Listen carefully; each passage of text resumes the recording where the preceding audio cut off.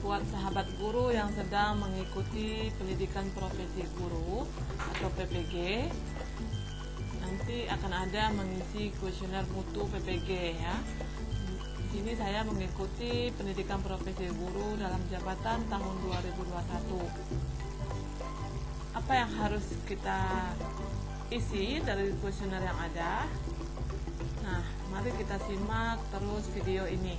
Jangan lupa like, comment, dan subscribe-nya sebagai support untuk saya terus memberikan informasi kepada teman-teman sekalian.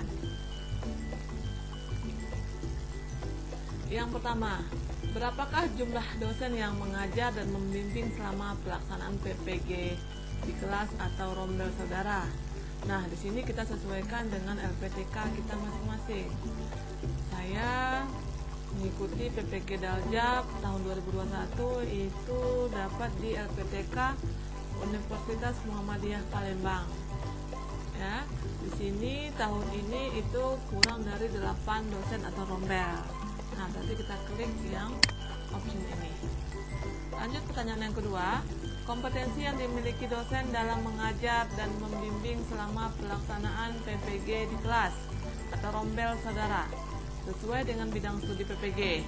Nah, saya jurusan bahasa Inggris. Di sini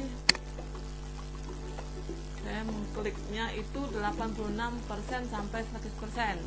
Dosen memiliki kompetensi keahlian yang sesuai dengan bidang studi PPG. Ya. Oke, lanjut dengan nomor berikutnya. Berapakah jumlah guru pamong yang mengajar dan membimbing selama pelaksanaan PPG di kelas atau di rombel saudara? Ya, di sini disesuaikan pada angkatan 3 di UMP Universitas Muhammadiyah Palembang itu ada sekitar ini ya, kurang dari 6 guru pamong atau rombel. Lanjut, opsi berikutnya, kompetensi yang dimiliki pamong ya, yang dimiliki oleh guru pamong dalam mengajar dan membimbing selama pelaksanaan PPG di kelas atau di rombel saudara sesuai dengan bidang studi PPG. Nah, pamong di Universitas Muhammadiyah Palembang ini juga mendukung sesuai dengan keahlian. Ternyata itu pamongnya sudah S2. Nah, saya memilih yang 86% sampai 100% guru pamong memiliki kompetensi keahlian yang sesuai dengan bidang studi PPG. Lanjut pertanyaan yang kelima, layanan LMS oleh admin IT kelas atau rombel. Nah, ini disesuaikan juga layanan LMS, ada admin IT. Untuk LPTK Muhammadiyah Palembang itu admin IT-nya memberikan layanan LMS yang sangat baik. Setiap ada problema itu selalu direspon. Oke, lanjut.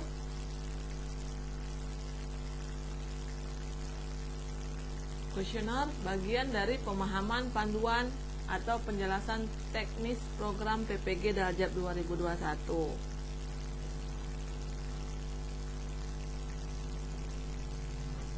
Nah, berikut ini adalah tahapan kegiatan PPG dalam jabatan tahun 2021.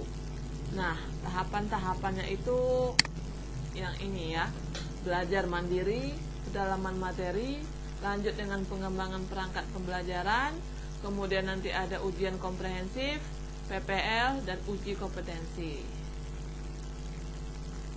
Selanjutnya, jumlah JP untuk mata kuliah pendalaman materi adalah ya, JP-nya untuk mata kuliah pendalaman materi. Nah, untuk JP ini ada 80 JP. Ya, selama pendalaman materi itu ada 80 JP. Kemudian jumlah JP untuk mata kuliah pengembangan perangkat. Nah, di sini nanti kita ada mata kuliah pengembangan perangkat pembelajaran. Ya, di sini jumlah JP-nya itu 96 JP. Ya, ini ada nanti perangkat pembelajaran 1, 2, 3. Nah, itu ada 96 JP. Lanjut ya. Untuk pertanyaan berikutnya, jumlah JP untuk mata kuliah PPL. Nah, jumlah JP untuk mata kuliah PPL. PPL ini ada ya, PPL ini juga dilakukan 3 kali ya, ada siklus 1, siklus 2, dan siklus 3. Jumlah JP-nya itu ada 218 JP. Jadi sangat besar JP untuk kegiatan PPL semasa program pendidikan profesi guru ini. Lanjut pertanyaan berikutnya. Jenis dan jumlah tugas untuk pendalaman materi terdiri atas. Nah, ini ada LK.1 itu sebanyak 6 buah. Kemudian LK12 itu juga sebanyak 6 buah. 1 materi ajar berbasis masalah. Kemudian penyelesaian tes sumatif itu sebanyak 7 set. Ya. Nah, inilah tugas untuk pendalaman materi selama PPG berlangsung. Lanjut, jenis dan jumlah tugas untuk pengembangan perangkat pembelajaran terdiri atas LK2.1 sebanyak 1, kemudian LK2.2 sebanyak 1, LK2.3 sebanyak 1, video hasil rekaman peer teaching itu juga sebanyak 1, video hasil rekaman peer teaching ya, itu sebanyak 1, kemudian dokumen perangkat pembelajaran sebanyak 3 set ya.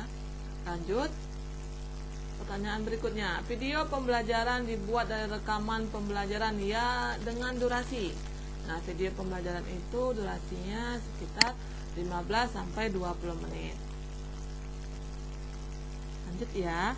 Kemudian poin berikutnya, batas nilai minimal kelulusan uji komprehensif adalah, nah nanti ada namanya uji komprehensif atau ujian kompre ya, itu batas nilai minimalnya adalah 70.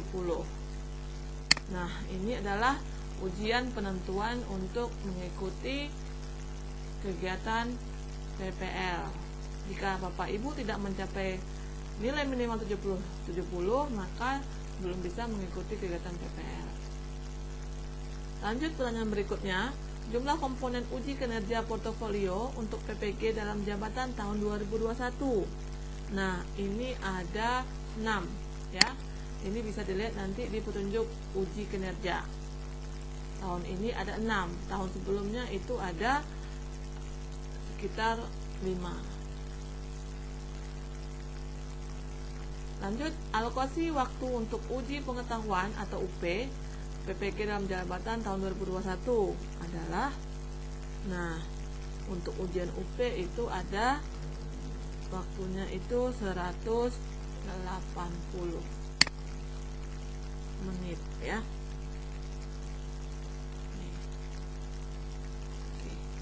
Lanjut pertanyaan berikutnya, masih ada beberapa pertanyaan lagi ya sahabat semua. Ini keterkaitan dengan keterlaksanaan pembelajaran. Nah, waktu yang digunakan untuk belajar mandiri selama 17 hari. Nah, ini 86% sampai 100% dari alokasi waktu yang digunakan untuk belajar mandiri. Lanjut, pertanyaan berikutnya, kemampuan menyelesaikan tugas atau tagihan yang dibebankan pada belajar mandiri. Nah, ada berapa? Ini juga 86 sampai 100%. Tugas mandiri dapat diselesaikan dalam kurun waktu yang disediakan. Pertanyaan berikutnya, waktu yang digunakan untuk melaksanakan kegiatan pendalaman materi. Ini lebih kurang 13 hari. Nah, itu presentasinya 86 sampai 100% dari alokasi waktu yang digunakan untuk melaksanakan kegiatan pendalaman materi. Lanjut, kemampuan menyelesaikan tugas atau tagihan yang dibebankan pada kegiatan pendalaman materi. Nah, itu juga 86 sampai 100%. Tugas tagihan dapat diselesaikan dalam kurun waktu yang disediakan. Pertanyaan yang kelima, waktu yang digunakan untuk melaksanakan kegiatan pengembangan perangkat pembelajaran. Ini lebih kurang 14 hari, yaitu juga 86 sampai 100%. Semua tugas ya, semua kegiatan itu digunakan untuk melaksanakan kegiatan pengembangan perangkat pembelajaran sesuai dengan waktu yang diberikan. Kemudian lanjut pertanyaan yang ke-6, kemampuan menyelesaikan tugas atau tagihan yang dibebankan pada kegiatan pengembangan perangkat pembelajaran. Nah, di sini sekitar 86 sampai 100%. Lanjut pertanyaan yang berikutnya. Yang ke-7,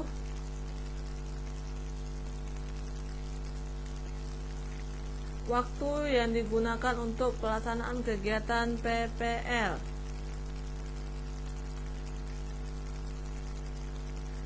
Ya, PPL ini juga 86 sampai 100%.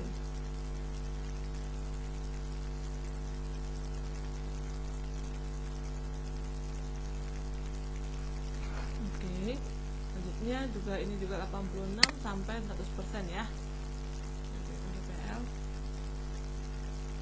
Jangan lupa diklik lanjut. Nah, ini untuk hambatan dalam pelaksanaan pembelajaran. Nah, ini bisa kita klik ya, petunjuk pengisiannya ada. Mohon mendata hambatan atau kesulitan yang saudara temukan selama mengikuti kegiatan pembelajaran, pendalaman materi, pengembangan perangkat pembelajaran, dan PPL dengan cara memberikan tanda centang pada alternatif hambatan yang disediakan. Saudara dapat memilih lebih dari satu. Nah, jadi kita bisa memilih lebih dari satu ya, dan menambah jenis hambatan lain yang belum disediakan. Yang pertama, hambatan yang dihadapi pada tahap belajar mandiri. Nah, apa yang Bapak Ibu alami saat pembelajaran mandiri? Misalkan ini, informasi yang diterima terlalu dekat dengan waktu pelaksanaan. Kemudian, kecukupan waktu untuk memahami isi modul. Ya, ini hambatan. Kemudian, untuk pertanyaan kedua, hambatan yang dihadapi pada tahap pendalaman materi. Bisa jadi koneksi jaringan, ya, kemudian memahami tugas penyusunan mungkin ya, disesuaikan dengan hambatan Bapak Ibu yang alami. Dan menyusun materi ajar.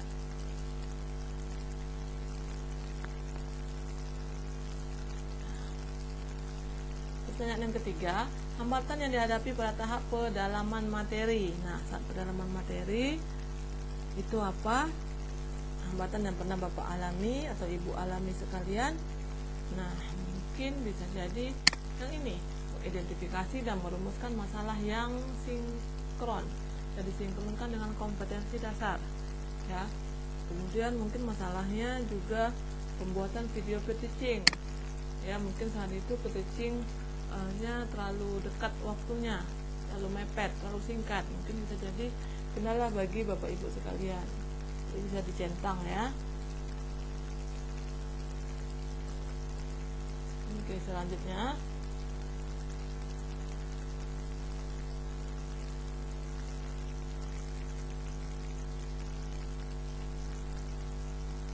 hambatan yang dihadapi pada tahap PPL. Nah, PPL mungkin penyiapan kelas pembelajaran ya, mungkin ada kendala, mungkin kelasnya penuh, jadi cari kelasnya susah, jadi bisa diklik. Kemudian saya di sini kelasnya ada yang standby karena siswa-siswanya masih daring. Kemudian perekaman pembelajaran kali ya masalahnya. Kemudian pembuatan video.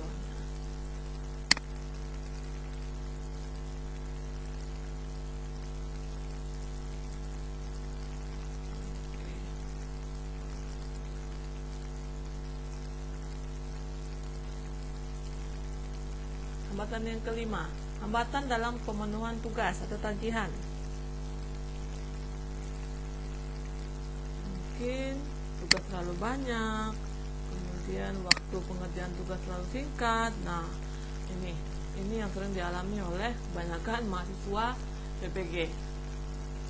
Ya, atau bisa Ibu sesuaikan, Bapak Ibu sesuaikan dengan hambatan yang dialami. Lanjut yang keenam, itu yang terakhir ya, hambatan dalam pemenuhan tugas atau tagihan. Nah, apa apa hambatannya? Mungkin koneksi internet tidak lancar ketika mengerjakan tugas ya, atau mungkin fitur LMS-nya rumit atau tidak friendly menurut Bapak Ibu sekalian, boleh diklik. Atau kesulitan mengunggah dan mengunduh file ya, mungkin ada tugas yang filenya terlalu besar nggak bisa diupload, mungkin bisa dicentang. Atau web meeting di LMS tidak berjalan optimal, atau yang lainnya boleh dituliskan. Nah, di sini saya mengklik yang koneksi internet tidak lancar. Nah, itulah ya Bapak Ibu sekalian, pengisian kuesioner penjaminan mutu PPG Daljab 2021. Semoga Bapak Ibu semua bisa mengikuti segala proses PPG ini dan nantinya bisa lulus bersama. Amin. Jangan lupa diklik simpan ya. Apakah Anda yakin menyimpan survei ini? Ya, yakin. Dan hasilnya alhamdulillah ini dia. Oke. Ini terima kasih atas partisipasi Anda dalam pengisian survei penjaminan mutu PPG dalam jabatan 2021. Selanjutnya Anda dapat melakukan perubahan atau perbaikan isian survei hingga tanggal 31 Desember 2021.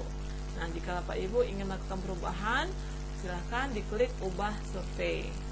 Nah, itulah dia tutorial bagaimana cara mengisi survei penjaminan mutu PPG. Semoga video ini bermanfaat. Jangan lupa like, comment, subscribe, and share untuk kemajuan channel saya. Terima kasih semuanya. Assalamualaikum warahmatullahi wabarakatuh.